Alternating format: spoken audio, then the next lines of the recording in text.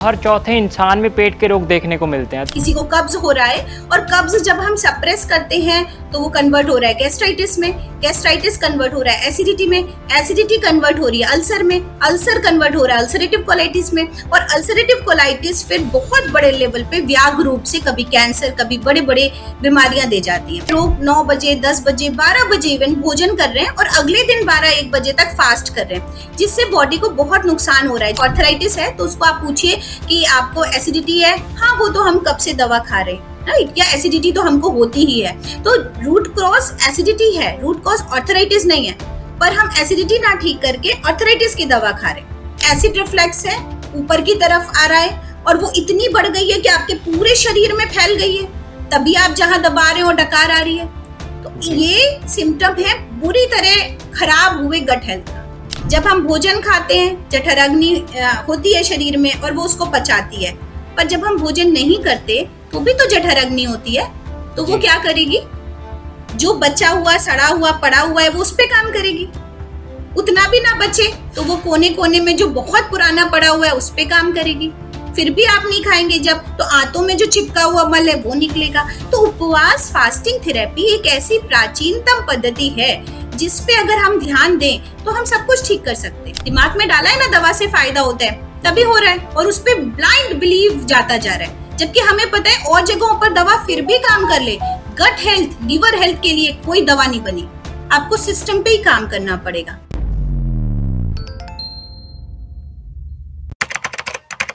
नमस्कार, D5 channel Hindi देख रहे सभी दर्शकों का मैं विभोर चट्टा स्वागत करता हूं। आज हमारे साथ मौजूद है डॉक्टर शिखा गुप्ता जी। डॉक्टर शिखा गुप्ता, आपका बहुत बहुत स्वागत है D5 चैनल हिंदी में। धन्यवाद विभोर जी। मैम, आज हम बात करेंगे पेट के रोगों की, क्योंकि ये कहा जाता है कि सारी बीमारियों की जड़ ही पेट होता है, और पेट के रोग कहीं ना कहीं देखा जाए तो हर चौथे इंसान में पेट के रोग देखने को मिलते हैं। तो आज हम इसी पे बात करेंगे, पेट की कौन कौन सी बीमारियां होती हैं। जी, वैसे तो गट हेल्थ को सबसे टॉप प्रायोरिटी पे रखा गया है कि गट हेल्थ अगर खराब हुई तो पूरा सिस्टम खराब हो जाएगा।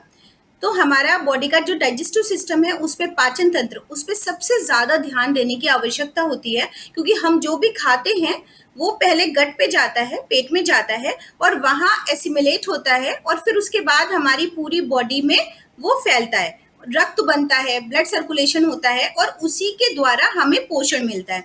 इसलिए गट को सबसे ज्यादा इंपॉर्टेंस दी जाती है।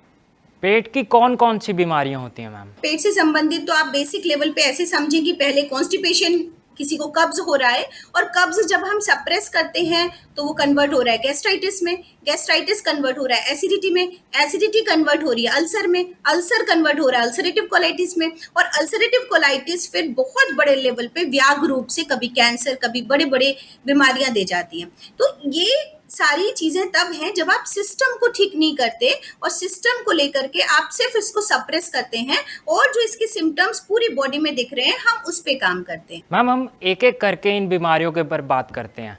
तो कॉन्स्टिपेशन के ऊपर हम बात करते हैं। तो अगर किसी को कॉन्स्टिपेशन, पहली बात तो किसी को कॉन्स्टिपेशन क्यों होती है, ऐसी कौन सी गलतियां करता है जिसकी वजह से उसे कॉन्स्टिपेशन हो जाती है? देखिए, सबसे पहला कारण खुज्जा ना होना।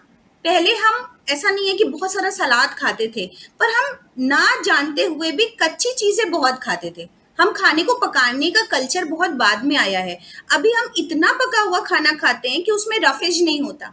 रफेज ना होने की वजह से हमारा जो पेरिस्टाल्टिक मूवमेंट है, बाउल मूवमेंट है, वो इफेक्ट होता है, जिसकी वजह से फाइबरलेस खाना खाने से पेट साफ नहीं होता और कब्ज होना शुरू हो जाता है। तो जो सबसे बेसिक फंडामेंटल लॉ है कि हमें खुज्जा यानी कच्चा खाना बनाए रखना है, और अगर वो 50% से 60% आपकी पूरे दिन भर के भोजन में पर्याप्त मात्रा में अवेलेबल है तो आपको ये शिकायत नहीं होगी। दूसरा, सिडेंट्री लाइफस्टाइल जो पहले नहीं थी। अगर महिलाएं काम कर रही थी तो वो घर का इतना ज्यादा काम कर रही थी कि चक्की चलाना है, सामान लाना है, या किसानी कर रहे हैं, या उनका अपना खेत है, तो वो बहुत काम कर रही थी, पानी भर रहे हैं हैंड पंप से। तो अभी उस तरह का मेहनत नहीं है, तो फिर बाउल मूवमेंट नहीं है, उसकी वजह से प्रॉब्लम हो रही है। आईटी सेक्टर के बच्चे जो लॉन्ग आवर्स बैठे हुए हैं, तो सोचिए हमारा जो शरीर है वो पहले के ऋषि मुनि हो या कोई हो, चलने के लिए बना था। या वो चलते थे, या ध्यान अवस्था में रहते थे, या वो आराम करते थे। तो अभी बैठने का बहुत ज्यादा कल्चर ऐसा नहीं था। तो अभी सिटिंग आवर्स जैसे जैसे बढ़ रहे हैं वैसे वैसे कब्ज की शिकायत भी बढ़ रही है। तो ये 3 फैक्टर जिनको मैं समझती हूँ। एंड चौथा, तनाव। पेट का सीधा संबंध आपका नर्वस सिस्टम से, आपकी सोच से है। अगर आप बहुत तनाव में रहते हैं, आपकी नींद इनकम्प्लीट है, सर्केडियन क्लॉक के अकॉर्डिंग नहीं है, तो आपका कब्ज होना, आपका रहना स्वाभाविक है। तो मैम दिनचर्या कैसा होना चाहिए एक आइडियल, जिसकी वजह से उसे पेट की बीमारियां हो ही ना? देखिए, ये थोड़ा थोड़ा तो वेरी करता है, क्योंकि बहुत सारे लोग हमारी बात से सहमत नहीं होंगे, लेकिन कहीं ना कहीं आप प्रकृति की अवहेलना नहीं कर सकते। कि आप अर्न कर रहे हैं, कमा रहे हैं, आज की डेट में यही डिमांड है, तो आप प्रकृति की अवहेलना नहीं कर सकते। तो सर्केडियन क्लॉक जो हमारी कहती है कि सनराइज होने तक आपको भोजन कर लेना है, और सन सेट होने तक, सॉरी, और सनराइज होने पर ही आपको खाना खाना शुरू करना है। अभी क्या हो रहा है, लोग 9 बजे, 10 बजे, 12 बजे इवन भोजन कर रहे हैं, और अगले दिन 12-1 बजे तक फास्ट कर रहे हैं, जिससे बॉडी को बहुत नुकसान हो रहा है। जब हम प्रातः उठते हैं तो हमारा मेटाबॉलिज्म, जठराग्नि प्रबल होती है और भूख लगती है, और आप काम भी कर रहे हैं। तो जब आप काम कर रहे हैं, जठराग्नि प्रबल है, तब आप उसे सप्रेस कर रहे हैं। और जब जठराग्नि मंद है और आपको सोना है, तो सोने के लिए बॉडी अपने आप को प्रिपेयर कर रही है, तब आप बहुत सारा फूड डाल रहे हैं, जिससे जो स्लीप है वो इनकम्प्लीट है, डिस्टर्ब्ड है। और स्लीप इनकम्प्लीट होने से आपको पता ही नहीं कि वही आपके डाइजेस्टिव सिस्टम को प्रॉब्लम कर रही है, बट आप उस सोल्यूशन को वहां पर ना ढूंढ करके दूसरी जगहों पर ढूंढ रहे हैं, उसके लिए लग्जेटिव ले रहे हैं, जो और ज्यादा हार्मफुल होता है। ये छोटी सी कंडीशन है जिसको मैंने बताई कि सीधे सीधे लाइफस्टाइल का एक फंडा तो ये है कि आप सूर्य अस्त होने के साथ भोजन को बंद करें और सोएं। सोएं इन द सेंस कि 11 बजे एक अच्छी नींद 11 से 2 बजे 3 बजे की होनी चाहिए। तो उसके लिए हमें 9 साढ़े 9 तक प्रिपेयर करना पड़ेगा अपने आप को, और उसके लिए 3 घंटे पहले भोजन करना पड़ेगा। तो जो भी आपका सोने का समय है 11 बजे 10 बजे, उसे 3 घंटे पहले भोजन खत्म कर लें। अब जो लोग ऐसे हैं जो वर्किंग हैं, तो उनको ये कोशिश करनी चाहिए कि आप पका हुआ अनाज खत्म कर लें कम से कम। अगर वो लंबा जग रहे हैं तो एक एडवाइस ये है कि आप जो भी प्राकृतिक चीजें हैं, जैसे कोई भी फल यूज कर सकते हैं, खा सकते हैं, रोस्टेड लैया चना खा सकते हैं, पर पका हुआ अनाज में पचाने के लिए शरीर को ज्यादा काम करना पड़ता है। और कोई भी सलाद के फॉर्म में ककड़ी, खीरा खा सकते हैं, उसको आपको पहले ही 6, साढ़े 6, 7 बजे तक मैक्सिमम इसको फिनिश कर देना चाहिए। दूसरे, जब आप सुबह उठते हैं और पूरे दिन की लाइफस्टाइल में आपके फलों का एक सेशन होना चाहिए कि आपको सुबह या शाम फल खाने हैं, सलाद खाना है, ये जरूर से प्रायोरिटी हो। पानी अप्रोप्रिएट हो, जितना 2 से 2.5-3 लीटर पानी। और बाकी जो भी चीजें आप पका के खा रहे हैं उनमें पर्याप्त पानी मौजूद हो। ये बड़ी विडंबना है कि जो भी सब्जियों में पानी है उनको भी हम सुखा दे रहे हैं, तो शरीर को ज्यादा पानी की आवश्यकता है। हम चटनी नहीं खा रहे और हम धनिया का पानी पी रहे हैं, क्या ही बात हुई। जो मुंह से जाना चाहिए, सलाइवा से जाना चाहिए, वो आप एक डाइट चार्ट बनवा के उसको रात दिन पी रहे हैं, उसकी आवश्यकता ही नहीं है। एकदम सामान्य प्राकृतिक रहने की जरूरत है, और अपने स्वादिष्ट भोजन को स्वादिष्ट तरीके की खाने की जरूरत है। बस समय से खाइए। एक प्लेट में आपके रफेज भी हो, चटनी भी हो, अचार भी हो, सब्जियां भी हो, जो प्रपोर्शन कार्ब्स का है वो कम हो, दालों का हो, तो आपको वो बहुत फिलिंग लगेगा। पर अभी हम क्या कर रहे हैं, कुक्ड ज्यादा है, उसमें चाइनीज रखा है थोड़ा सा, और क्या है, और भी कुछ आपने कुछ सजा लिया है, थोड़ा आधा पिज्जा भी हो गया, और फिर और कुक्ड है, वो बहुत सारा कुक्ड है, और राइस तो इतना सारा है, कभी वेज बिरयानी है, कभी कुछ है। तो जो बाकी पोर्शन जो कम है वो ज्यादा होना चाहिए, और जो ज्यादा है वो कम होना चाहिए, क्योंकि वो पका हुआ है, उसमें फाइबर नहीं है। तो जब आप लिविंग फूड बढ़ाएंगे, नॉन लिविंग फूड है ना, कुक्ड हो गया, नॉन लिविंग हो गया, तो जब आप लिविंग फूड बढ़ाएंगे तो आप देखेंगे कि आपकी गट हेल्थ अपने आप धीरे धीरे अच्छी होती जाएगी। तो लाइफ स्टाइल का ये पैरामीटर कि प्रकृति के साथ चले।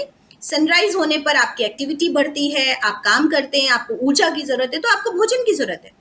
और जैसे जैसे शाम हो रही है, आपका शरीर सोने के लिए प्रिपरेशन कर रहा है, उस समय आपका भोजन, मैं नहीं कहती बहुत हल्का होना चाहिए, लेकिन तला हुआ नहीं होना चाहिए, बहुत प्रिजर्व नहीं होना चाहिए, बहुत फास्ट फूड नहीं होना चाहिए। जो भी आपको ऐसा कुछ खाना है भारी, तो आप दोपहर तक उसको खाएं, और उसके बाद रॉ डाइट पे ज्यादा रहें, सूप्स पे रहें, और जिसमें भी जो भी कुछ आप बना रहे हो उसमें सब्जियां ज़्यादा हो, और जब आप हरी सब्जियां खा रहे हैं तो उनको कृपया उनका पानी ना सुखाएं, क्योंकि सारा न्यूट्रिशन उसके अंदर है और हमारे शरीर को इतने पानी की आवश्यकता तभी होती है जब हम पानी को सुखा के भोजन करते हैं। मैम जिनकी नाइट शिफ्ट है वो क्या करें? देखिए, ये तो बहुत कष्टमय है कि हम प्रकृति के अगेंस्ट काम कर रहे हैं, और ये बहुत बड़ी विडंबना है कि कोई परिवार चलाने के लिए या हमारे सिस्टम को चलाने के लिए रात में काम कर रहे हैं। कुछ दिनों में आपका बॉडी एडिक्ट तो हो जाता है, पर उसके एवज में आपको थोड़ी ज़्यादा ध्यान देने की ज़रूरत होती है। तो आपका बॉडी थोड़े थोड़े समय पे तो एक्सेप्ट करता है, पर कहीं ना कहीं वो सफ़र करते ही हैं, थोड़े आने वाले समय में या पीछे या उस समय कर रहे होते हैं। मैम अगर किसी को कॉन्स्टिपेशन हो गई है तो उससे आराम पाने के लिए क्या होम रेमेडी हो सकती है? पहले तो कॉन्स्टिपेशन है तो एक पॉज दें। पॉज मतलब कभी कभी बहुत ज्यादा अति का खाना भी कब्ज पैदा कर रहा है। सही ना खाना तो कब्ज कर ही रहा है, कॉन्स्टिपेशन कर रहा है, पर बहुत ज्यादा खाया हुआ है तो जो खाया हुआ है वो पच नहीं रहा।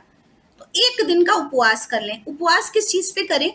सिर्फ फल और सब्जियां खाएं, नेचुरल फ्रूट्स जिसमें अनार हो सकता है जो पेट साफ करेगा, सेब हो सकता है, खरबूज तरबूजे का सीजन है वो हो सकता है, और आपका खीरा, ककड़ी, टमाटर, गाजर, चुकंदर ऐसे प्लेट भर के वो आपने धीरे धीरे खाया। तो दिन भर में 4 बार जो आपने प्लेट्स बनाई वो इस तरह की प्लेट हुई। आप जी। देखिएगा एक दिन में ही सुधार है। अब इसमें सुधार क्या, ये सिस्टम पे काम कर रहा है, ये आपके एक झाड़ू लगाने जैसा काम किया इसने। एडिशनल आप लेमन वाटर पी लीजिए, ठीक है। तो ये पूरे दिन का आपका काम हो गया। इसके अलावा जो आपके किचन में अजवाइन है उसको आप मुंह में डाल के पी सकते हैं, गुड़ को खा सकते हैं। ये सारे लग्जेटिव के काम तो करते ही हैं, आपके सिस्टम को हील करते हैं। तो आप इस तरीके का एक नियम बनाएं, आपके शरीर में इतनी प्रचुरता हो जाएगी जो आपने इतने दिनों कमी की है, और वो भी ठीक होगी। सिस्टम को एक खुज्जा मिलेगा जिससे वो स्वीप आउट करेगा सारा जो मल इकट्ठा है, और आपका पेट हल्का रहेगा। इस प्रक्रिया को आप 1 से 3 दिन तक बढ़ा सकते हैं, और बाकी एक किसी नेचुरोपैथ की सलाह ले सकते हैं। मैम नेचुरोपैथी में इसका क्या इलाज हो सकता है? नेचुरोपैथी में हम लोग गट हेल्थ के लिए पेट पर मटपैक देते हैं, जैसे कह सकते हैं आप टमी टक लोग लेते हैं। तो natural tummy tuck naturopathy centre में कैसे हो सकता है कि आपने पहले आधे घंटे का एक पेट पर मटपैक दिया, तो थोड़ा आधे इंच मोटा मट का लेप नाभि के 4 अंगुल ऊपर नीचे बाएं दाएं दिया गया, जिसमें अगर किसी की लीवर हेल्थ है तो लीवर को भी कवर किया गया, और अगर यूट्रस में प्रॉब्लम है, मेनोपॉजल स्टेज है, तो बिलो नेवल भी थोड़ा ज़्यादा कवर किया गया। और आधे घंटे बाद हमने उस पर हॉट एंड कोल्ड फर्मेंटेशन किया, गर्म ठंडी सिकाई। क्यों? क्योंकि स्टिमुलेट हो जाए इंटेस्टाइन, और जो चिपका हुआ मल है वो अपनी आंतों को छोड़ दे, आंतों से जो चिपका हुआ इतने उतना पुराना चिपका हुआ है।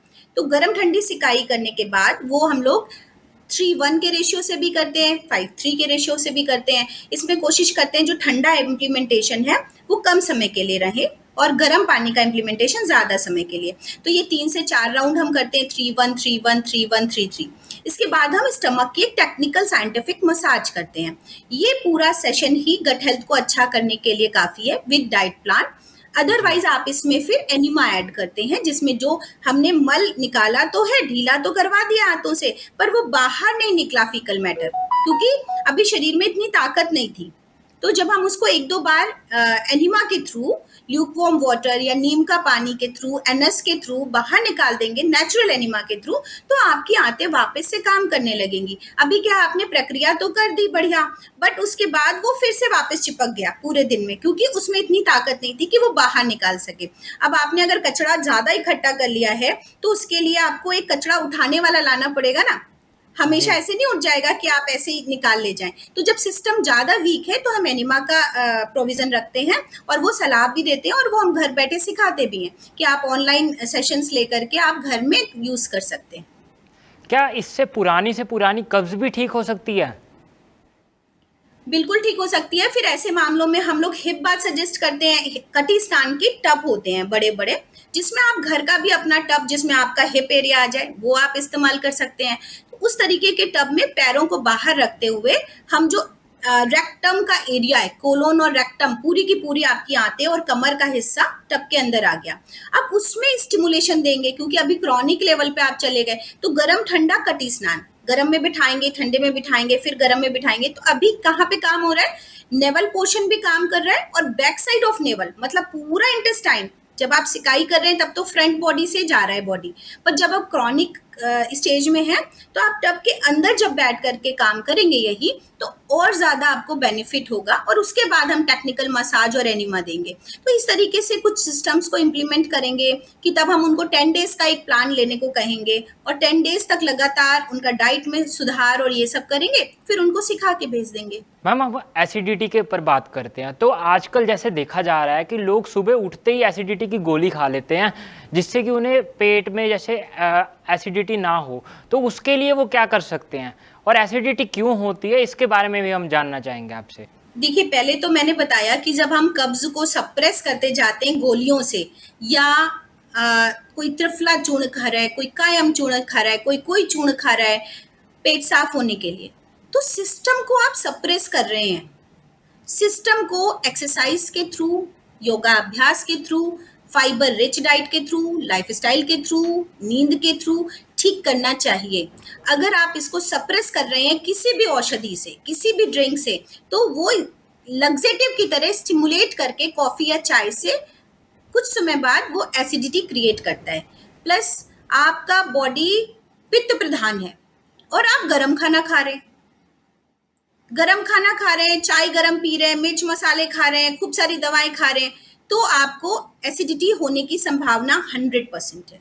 प्लस जो मेडिसिन जैसे कोई भी प्रॉब्लम है और आप लंबे समय तक मेडिकेशन करते हैं, तो कभी भी जो एंटीबायोटिक होती हैं वो आपके शरीर में पित्त को बढ़ा देती हैं। गर्मी बढ़ने से आपको एसिडिटिक बिहेवियर नज़र आता है। तो कभी कभी सब चीज़ें ठीक होती हैं, पर दांत दर्द के लिए किसी ने जनरल एंटीबायोटिक खाई 1 हफ्ते, या कहीं इन्फ्लेमेशन था तो एंटीबायोटिक खाई, तो उसकी वजह से उसको एसिडिटी होनी शुरू हो गई कि तब तक नहीं थी, अभी हो रही है। मेनोपॉज के टाइम पे बहुत कॉमन है, ऑर्थराइटिस के टाइम पे बहुत कॉमन है। तो है कहीं और सिम्टम दिख रहा है, बट एसिडिटी गट हेल्थ का प्रॉब्लम है और वहीं से ठीक होना चाहिए बेसिकली। और एसिड रिफ्लेक्स इस कदर होता है कि आपका ब्लड का पीएच एसिडिक हो जाता है। जब पीएच जो न्यूट्रल होना चाहिए 7.3, जब आपका 4 या 3 पहुंच जाता है तो पूरा ब्लड का पीएच एसिडिक हो गया। ये इन्फ्लेमेशन जहां जहां पहुंचेगा वहां वहां पेन होगा, और यहीं से शुरू होता है रूमेटॉइड अर्थराइटिस हो जाता है, ऑर्थराइटिस हो जाता है, फिर आगे लीड्स टू कैंसर। तो ऐसे करके सारे ऑर्गन्स पित्त दोष की वजह से खराब होते हैं। ये बहुत कॉमन बात है और जो हर किसी को समझनी चाहिए। मैम एसिडिटी से आराम पाने के लिए क्या होम रेमेडी है? अगेन हम तो यही कहेंगे कि शरीर को शांत और ठंडा रखें, ठीक, क्योंकि पित्त बढ़ा हुआ है, गर्मी बढ़ी हुई है, ठंडा कैसे रखेंगे? आप ठंडे भोजन खाएं, चाय बिल्कुल बंद कर दें, उसकी जगह नारियल पानी अच्छा है, उसकी जगह कोकोनट मिल्क अच्छा है, नारियल का दूध अच्छा है, और उसकी जगह ठंडा दूध भी एक मेडिसिन का काम करता है। तो ठंडा दूध आधा कप, उसमें आइस मिलाइए, चर्न कर दीजिए। डायबिटिक नहीं है तो थोड़ा सा गुड़ या शहद मिलाया जा सकता है, या आप ऐसे भी रख सकते हैं। थोड़ा एक इलायची भी उसमें डाल सकते हैं। उसको बढ़िया सा शेक बना लीजिए। जब वो पूरी आइस उसमें चर्न हो जाए तो आप सिप कर करके पीजिए। पर अगेन ये बहुत ज़्यादा एग्रेवेट एसिडिटी को ठीक करने का, मतलब नॉर्मल करने का तरीका है। एक है मैनेजमेंट और एक है ठीक करना। ठीक करने में क्या है, आपको अपना चाय, मिर्च मसाला, बहुत फास्ट फूड, ये ब्रेवरेज जो कोल्ड ड्रिंक लोग पीते हैं, कैफीन ज़्यादा लेते हैं, इसको आपको बंद करना पड़ेगा। आप देखिए जिसको भी एसिडिटी होगी, ऑर्थराइटिस है, तो उसको आप पूछिए कि आपको एसिडिटी है, हाँ वो तो हम कब से दवा खा रहे हैं, राइट, या एसिडिटी तो हमको होती ही है। तो रूट कॉज एसिडिटी है, रूट कॉज ऑर्थराइटिस नहीं है, पर हम एसिडिटी ना ठीक करके ऑर्थराइटिस की दवा खा रहे हैं। क्या हो रहा है, ना ऑर्थराइटिस ठीक हो रहा है ना एसिडिटी ठीक हो रही है, क्योंकि रूट तो एसिड था, एसिड रिफ्लेक्स था। और उसके लिए अगर हम नेचुरोपैथी में जाएंगे तो हम कोल्ड फर्मेंटेशन की तरफ जाएंगे। अभी हमने आपको हॉट एंड कोल्ड की बात की थी, अब हम इसमें ठंडा से लगाएंगे। तो पेट पर गेरू लगाई जा सकती है, पेट पर मिट्टी लगाई जा सकती है, पेट पर ठंडी टॉवेल पानी से भीगी हुई 15 डिग्री सेंटीग्रेड या 25 डिग्री सेंटीग्रेड का पेट पे रखा जा सकता है। 20-25 मिनट के लिए दिन में 3 बार ठंडे पानी में बैठा जा सकता है, क्योंकि जो पेट में बहुत ज्यादा गर्मी बढ़ी हुई है, पित्त बढ़ी हुई है, और आपने गरम गरम खाना खाया है, तो गरम खाना बिल्कुल बंद, चाय बंद, और उसकी जगह ठंडी चीजों का प्रयोग। तो नेचुरल घर की जमी हुई आइसक्रीम वो व्यक्ति खा सकता है समय समय पर। तो ऐसे करके धीरे धीरे हम उसको ठीक करेंगे। पर अगेन वो फर्स्ट स्टेप पे आएगा ही आएगा, उसको कहीं ना कहीं बेसिक कॉन्स्टिपेशन था, पर एसिडिटी अब थर्ड फेज में आ गई तो उसको एसिडिटी दिख रही है, और जी। बेसिकली जब एसिडिटी ठीक हो जाएगी तो हम कॉन्स्टिपेशन का इलाज करेंगे उसके।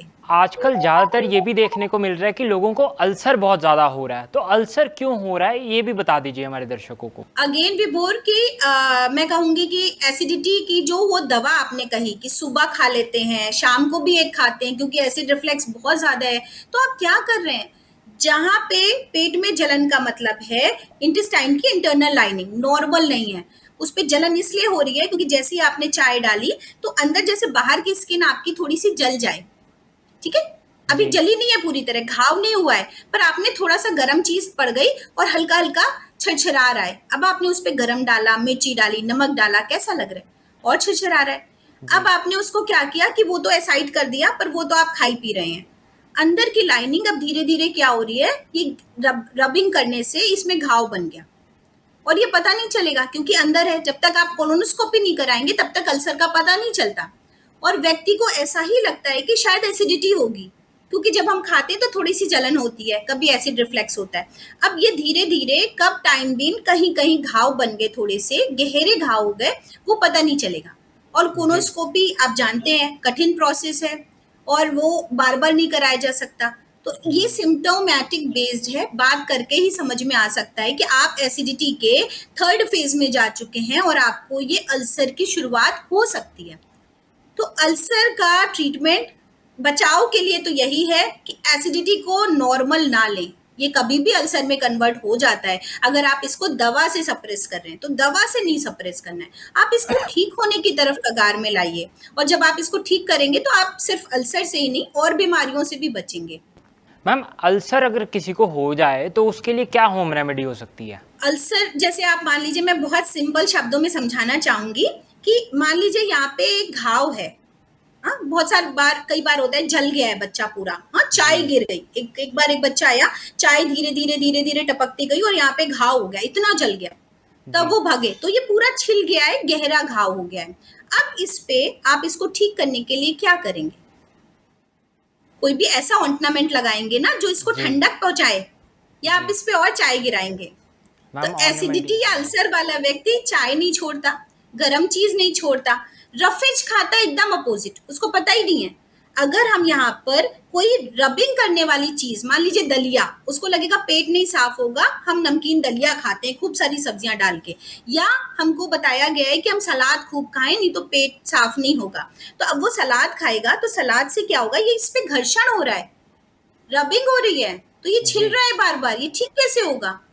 ठीक होने के लिए आपको कुछ दिनों तक लगातार, मान लीजिए 15 दिन का एक ऐसा फास्टिंग प्रोग्राम करना पड़ेगा जो बिल्कुल सूदिंग चीजें बॉडी में जाएं, जैसे ठंडा दूध जा सकता है, नारियल पानी जा सकता है, अनार का रस निकाल के, अब अनार खाएंगे इसमें नुकसान करेगा, अनार का रस निकाल के ऐसे मुंह में चूस चूस के जाएगा तो वो ये इसकी हीलिंग करने लग जाएगा, ठीक है। हल्दी भी है तो वो ठंडे तरीके से जाए, ठंडे दूध में जाए तो वो एंटीसेप्टिक तरीके से, गाजर का रस है बहुत सूदिंग करता है बॉडी के लिए, आलमंड मिल्क है सूदिंग है, आपको ताकत भी दे रहा है। तो ऐसे एक प्रेस्क्राइब्ड डाइट प्लान के तहत बहुत सॉफ्ट खाना, अगर भोजन खाया गया तो सॉफ्ट वेजिटेबल्स में लौकी है, तो इसी में राइस, चावल बहुत फायदा करेगा, रोटी से ज्यादा चावल फायदा करेगा, क्योंकि वो बहुत मुलायम पकाया जाए और उसको एकदम पतला करके पके हुए खाने को खाया जाए, उसमें ऐसी चटनियां जो पंजेंट ना हो, जिसमें नमक ज्यादा ना हो, मीठे की तरफ रहेंगे अल्सर ठीक होगा, है ना। तो हल्की मिठास की तरफ लेते हुए नेचुरल मिठास के साथ चीजों को बनाया जाए और उससे बॉडी की हीलिंग की जाए तो धीरे धीरे ठीक होता है। नेचुरोपैथी में अल्सर का क्या इलाज है मैम?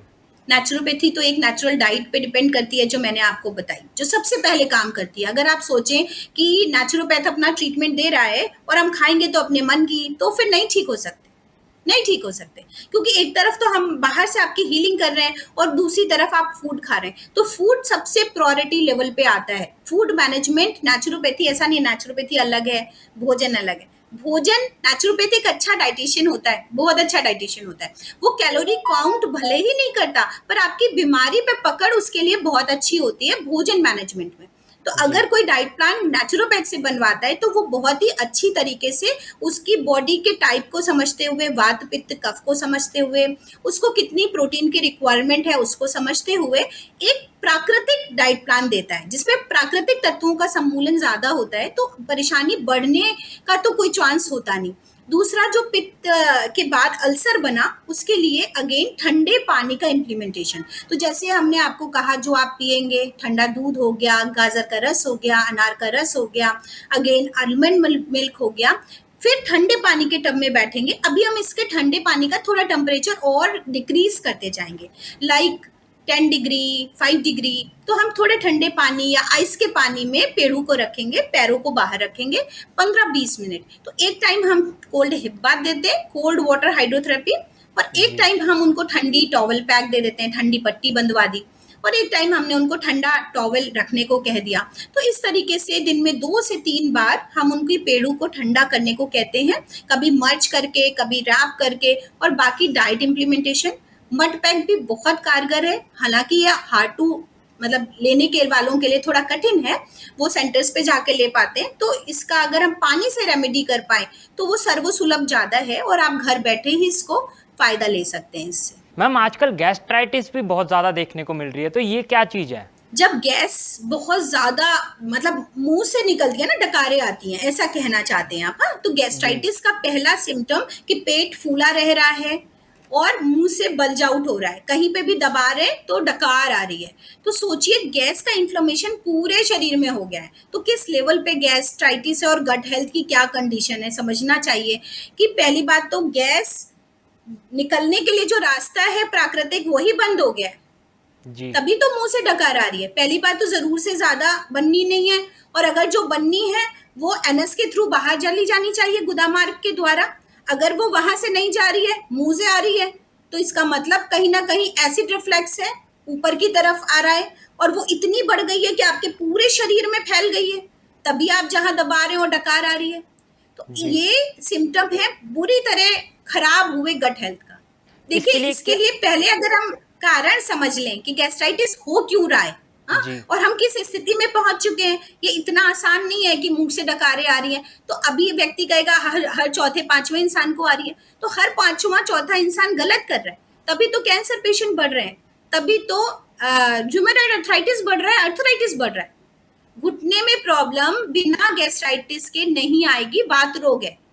जी। तो वात मतलब जब गैस ट्रेवल करते हुए पूरी बॉडी में जाए और जो अंग वीक हो उसको प्रॉब्लम करने लगे, तो वो वात रोग है। हाँ, तो वात को ठीक रखने के लिए पेट को ठीक होना जरूरी है, पेट को सही करना जरूरी है। अगेन, जब हम कब्ज को सप्रेस करते हैं तो वात होता है। व्यक्ति जनरली ऐसा कहता है कि मैं तो रोज सुबह मोशन जाता हूँ, ऐसी कोई समस्या नहीं है, हमको कब्ज नहीं है, पर हमको डकारें बहुत आती हैं, हमको गैस की समस्या है। आप उसको ठीक करो, एनिमा नहीं लेंगे, पर हमको कब्ज तो पेट साफ होता है डेली, पर जी। डकारें आ रही हैं, कैसे पॉसिबल है? खाना जो पड़ा हुआ है वो सड़ रहा है, पचा नहीं है पूरी तरह, और नहीं पचा है इसीलिए वो गैस बना रहा है। जी।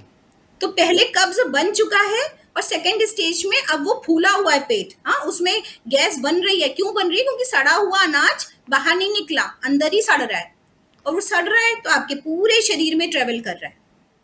मैम इसकी क्या होम रेमेडी हो सकती फाइबर रिच डाइट जो कॉन्स्टिपेशन के लिए हमने बताई, वो आपको बढ़ानी होगी। आपके प्लेट में 50% रफेज भोजन होना चाहिए। वो कैसे आपको करना है आप समझें। भीगा हुआ मुनक्का भी अच्छा काम करता है, तो रात में 20 दाने किशमिश या मुनक्का भिगोया जाए। वैसे तो मेरी प्रायोरिटी मुनक्का रहती है, उसको भिगो दीजिए धो करके पानी में, और सुबह आप उसको पानी पी लीजिए और पूरा मुनक्का खा जाइए। कुछ दिन तक यही आपका नाश्ता होना चाहिए। फिर फलाहार कीजिए, फिर 1 प्लेट सलाद खाइए, भोजन खाइए जिसमें कि चने की रोटी, बेसन की रोटी, उसमें भी सब्जियां ग्रेट कीजिए ज़्यादा से ज़्यादा। आपने गाजर घिस ली, आपने मूली घिस ली सीजनल, आपने पालक के पत्ते काट लिए, जो भी कुछ आपके पास रफेज अवेलेबल है, आपने लौकी घिस ली, तो वो आप उसकी रोटी खाइए चने के साथ मिला के, अगेन रफेज जाएगा। शाम को आप जैसे बेल आ रहा है अभी, वो बहुत अच्छा है, तो आपने बेल खाया या बेल का शरबत बनाया। अगेन रात में दलिए में खूब सारी सब्जियां डाल के बनाई, तो ऐसे करके आपको ये आहार पे चलना होगा कुछ दिन, और पेट की गर्म ठंडी सिकाई या गर्म ठंडे कटी स्नान पे चलना होगा। तो पेट का सिस्टम काम करने लगेगा और जो पेट में एक्यूमुलेटेड खूब सारा है वो बाहर निकलना शुरू होगा। क्योंकि सबसे पहले आप यकीन माने कि जो बचा हुआ है उसी को बाहर निकालिए। तो कुछ जी समय तो मैं हमेशा कहती हूँ कि उपवास कर लीजिए, जो है अंदर वो तो खर्च हो, जी वो खर्च होगा, अपने आप गैस सबसाइड हो जाएगी क्योंकि वो बाहर निकलेगा। सिस्टम तो काम कर ही रहा है ना। देखिए, जब हम भोजन खाते हैं जठराग्नि होती है शरीर में और वो उसको पचाती है, पर जब हम भोजन नहीं करते तो भी तो जठराग्नि होती है। तो वो जी क्या करेगी? जो बचा हुआ सड़ा हुआ पड़ा हुआ है वो उस पे काम करेगी। उतना भी ना बचे तो वो कोने कोने में जो बहुत पुराना पड़ा हुआ है उस पे काम करेगी। फिर भी आप नहीं खाएंगे जब, तो आंतों में जो चिपका हुआ मल है वो निकलेगा। तो उपवास फास्टिंग थेरेपी एक ऐसी प्राचीनतम पद्धति है जिस पे अगर हम ध्यान दें तो हम सब कुछ ठीक कर सकते हैं। पर जो आम इंसान है वो हमेशा यही बोलता है कि हमसे तो उपवास रखा ही नहीं जाता, हमें तो कुछ थोड़ी ना थोड़ी देर बाद कुछ ना कुछ खाने की आदत है, हमसे खाए बिना रहा ही नहीं जाता। तो वो क्या कर सकता है, या उसे उपवास रखने के लिए क्या चीज़ करनी चाहिए, या परफेक्ट उपवास वो कैसे रख सकता है? फिजियोलॉजिकल भूख और साइकोलॉजिकल भूख, दो भूख होती है ना। तभी जी फिजियोलॉजिकल भूख तो समझनी नहीं है कि हाँ सच में अब पेट को जरूरत है। अभी साइकोलॉजिकल भूख है कि अरे कैलोरी कम हो जाएगी, वीकनेस आ जाएगी और हमें ऐसे ऐसे होने लगेगा, सबसे बड़ी प्रॉब्लम। तो साइकोलॉजी में फिट करना पड़ेगा कि उपवास आज की नहीं प्राचीनतम पद्धति है और हम ठीक हो सकते हैं तो उसी से ठीक हो सकते हैं। और फास्टिंग का जो फंडामेंटल लॉ बताया वो दिमाग में डालना पड़ेगा कि फास्टिंग से फायदा होगा। दिमाग में डाला है ना, दवा से फायदा होता है, तभी जी हो रहा है। और उस पर ब्लाइंड बिलीव जाता जा रहा है, जबकि हमें पता है और जगहों पर दवा फिर भी काम कर ले। गट हेल्थ, लिवर हेल्थ के लिए कोई दवा नहीं बनी, आपको सिस्टम पे ही काम करना पड़ेगा। ठीक है। तो अब बात आती है जो आपने कहा कि फास्टिंग बच्चों को या और बड़ों को या यूथ को कैसे रखाएं। तो सबसे पहले तो हमें फास्टिंग, जो मैंने पहले बताया कि पहले फलाहार फास्टिंग करिए, कि हम खाएंगे तो पर अनाज नहीं खाएंगे। तो क्या खाएंगे? जो रॉ है, जो प्राकृतिक है। अब उसमें तला हुआ आलू नहीं आ सकता, जी तले हुए पीनट्स भी नहीं आ सकते क्योंकि वो हजम करने में भारी है। तो हमने जो पैलेट बताया कि आप एक फल खाइए मीठा, फिर एक सलाद की प्लेट खाइए, फिर कोई दूसरा मीठा फल खाइए, फिर एक सलाद की प्लेट खाइए। ऐसे 4-5 प्लेट तरह तरह की मार्केट में जितने सीजनल फल और सब्जियां मौजूद हैं उनको सिंगल सिंगल या डबल ट्रिपल करके मिक्स करके आप खा सकते हैं, अच्छा बना के, जो आपको अनुकूल लगे। जैसे किसी को कह दो सिर्फ पपीता खा लो, नहीं सूट करता किसी को। सिर्फ आप जो है उसमें और चीजें खा लें तो नुकसान भी हो जाता है। तो आप अगर उसको दूसरे कॉम्पनसेट कर दें दूसरे फलों से तो आपको काफी फायदा होता है। फिर उसके बाद आता है कि जब आपने इस पे रख लिया, आपको अच्छा लगने लगा, तो आप अगले दिन कहिए कि हम जूसेस पे रखेंगे। अब आपने एक मीठे फल का जूस पिया, फिर थोड़ी देर बाद खट्टे फल का जूस पिया, फिर थोड़ी देर बाद आपने, थोड़ी देर मतलब तुरंत तुरंत नहीं, 2 घंटे का कम से कम गैप, फिर आपने नारियल पानी पी लिया, फिर आपने जीरा अजवाइन, जो भी आपकी पित्त वात पित्त कफ को सूट करता है वैसा एक कोई ड्रिंक, हर्बल ड्रिंक बना के पिया। तो ऐसे करके दिन भर में ऐसे बिताया। फिर बात आती है कि अब हम सिर्फ आज आधा दिन पानी पे रह के देखें। ठीक है। अब उसमें क्या है, कैलोरी तो चाहिए हमको, तो थोड़ा सा गुड़ है या थोड़ी सी मिश्री है या थोड़ा सा शहद है, अगर आपको प्योर फॉर्म में मिल जाता है तो उसको आपने खाया और थोड़ा पानी पिया। ऐसे करके आपने आधा दिन बिताया और आपको अच्छा लगना शुरू हुआ। या नींबू पानी बढ़ाया, थोड़ा थोड़ा थोड़ा थोड़ा, तो 0 कैलोरी पे आपने रखा। जो सड़ा हुआ चीजें थी वो पचनी शुरू हो गई और आपको आराम आना शुरू हो गया। अगर थोड़ा भी लो फील होता है, पेट पे पट्टी रखिए, सिर पे पट्टी रखिए, थोड़ा चंदन का लेप कीजिए, थोड़ी ब्रीदिंग कीजिए, थोड़ा अपने आप से ये कहिए कि फास्टिंग सच में काम करती है। ठीक है। तो जी आपको शरीर को धीरे धीरे आदत पड़ जाएगी और फिर आप लॉन्ग आवर्स फास्टिंग रखने लग जाएंगे। मैम, जिनकी 9 to 5 जॉब है वो क्या कर सकते हैं? उनको पेट की बीमारी हो ही ना तो उसके लिए वो क्या करें?